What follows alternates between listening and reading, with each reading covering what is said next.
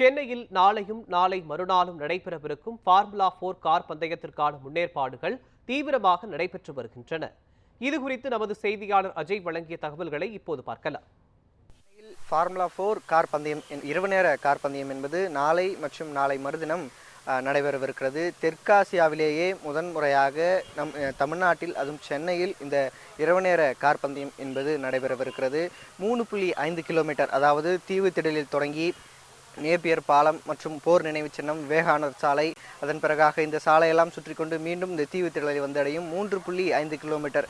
இந்த அளவு என்பது இந்த அளவிற்காக நடைபெறும் இரவு நேர கார் பந்தயம் என்பது இதுவே முதன்முறை. இந்த கார் பந்தயம் என்பது நாளை மற்றும் நாளை மறுதினம் நடைபெறவிருக்குது. இதற்கான ஏற்பாடு பணிகள் என்பது தீவிரமாக தீவு திடலில் நடைபெற்று வருகிறது. அந்த நாளை நடைபெறவிருக்கும் அந்த கார் பந்தயத்திற்கான கார்கள் எல்லாம் தீவிரமாக ஏற்பாடுகள் செய்யப்பட்டிருக்கிறது. குறிப்பாக இந்த தீவு திடலில் இந்த அரங்குகள் அமைக்கப்பட்டிருக்கிறது. பொதுமக்களுக்கு ஏற்றவாறு இந்த அரங்குகள் எல்லாம் அமைக்கப்பட்டிருக்கிறது. குறிப்பாக இந்த தீவு திடலில் இருந்து தொடங்கி நேப்பியர் பாலம், போர் நினைவு சின்னம் நடைபெறவிருக்கிறது. இதற்காக போக்குவரத்து என்பது மாற்றம் செய்யப்பட்டிருக்கிறது.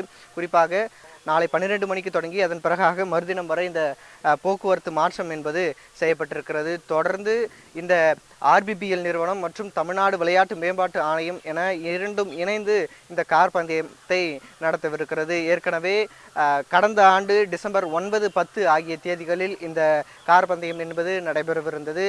அது கடந்த ஆண்டு இந்த மிக்ஜாம் புயலின் காரணமாக தடை செய்யப்பட்டது. அதன் பிறகாகத்தான் மீண்டும் இந்த ஆண்டு நாளை மற்றும் நாளை மறுதினம் என்பது இந்த கார் பந்தயம் என்பது நடைபெறவிருக்கிறது. இந்த குறிப்பாக போன வருடம் வெறும் கார் பந்தயமாக நடைபெற இருந்த இந்த கார் பந்தயம் என்பது இந்த ஆண்டு இரவு நேர கார் பந்தயமாக நடைபெறவிருக்கிறது. ரசிகர்கள் மத்தியில் பெரும் எதிர்பார்ப்பை ஏற்படுத்தியிருக்கிறது. இந்த கார் பந்தயம் பல கட்ட தடைகளுக்கு பிறகாக இந்த கார் பந்தயம் என்பது நடைபெறவிருக்கிறது.